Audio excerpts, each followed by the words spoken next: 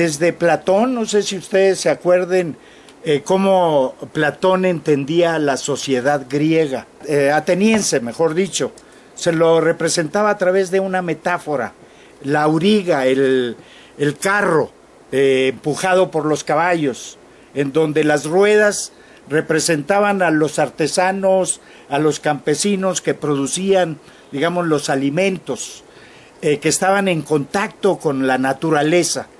Los caballos, la fuerza de esos caballos representaba al ejército, pero el auriga, el conductor, que él le llamaba el filósofo, era el político, porque veía más allá de sus narices, era el que conformaba las fuerzas que le provenían de los militares y de los artesanos y le daba una direccionalidad a esas fuerzas. Entonces, como que le era inherente a la política no solamente pensar en el ayer o en el hoy, sino también en el futuro. Entonces, ¿qué fue lo que sucedió? Que tanto la planeación se olvidó de la prospectiva y la política de la política, y la política se olvidó de la prospectiva. Es bien sabido que la anticipación del futuro siempre ha preocupado a la humanidad como una de las maneras de domesticar la incertidumbre y no quedarse atrapados en el pasado o el presente y generar horizontes amplios hacia el futuro. Las formas de abordar la anticipación, que actualmente denominamos previsión, prospección o prospectiva estratégica, han cambiado históricamente de acuerdo a las condiciones geográficas, culturales, económicas, de tal manera que se ha manifestado a través de oráculos, de profecías, de cartas astrales, de la mancha del café, de la bola de cristal, etcétera, etcétera, ¿no? Bueno, de previsiones científicas, ¿sí? En la actualidad la prospectiva es la forma moderna de afrontar la anticipación. Ahí dice futurología, la prospectiva, que es equivalente a future studies o foresight, así lo llaman los gringos, surge en Estados Unidos en 1947, bajo la denominación de futurología. Desempeñó después de la Segunda Guerra Mundial un papel muy importante para la formulación de políticas públicas encaminadas a la reconstrucción de Europa. Posteriormente decayó su importancia y se va a recuperar a partir de los procesos de globalización que estamos viviendo actualmente. En su surgimiento y desarrollo inicial, tiene rasgos propios de la mentalidad norteamericana, es decir, un sentido práctico y concreto.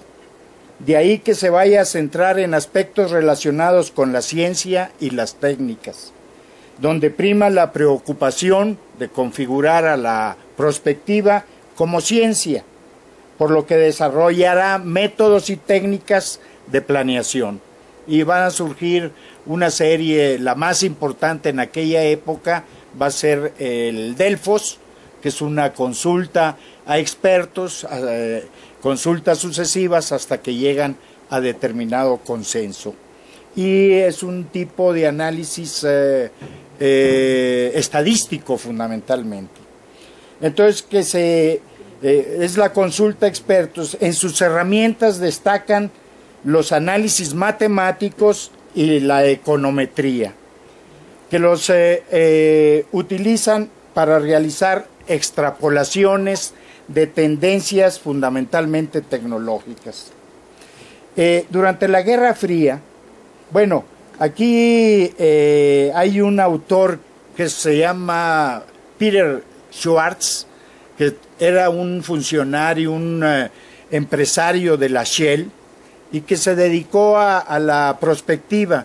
Y él decía que el pecado capital, digamos, de los prospectólogos de las empresas era que consideraban el futuro pues con el mismo concepto de lo que había sido el pasado. Es decir, era nada más prolongar el pasado, el presente al futuro.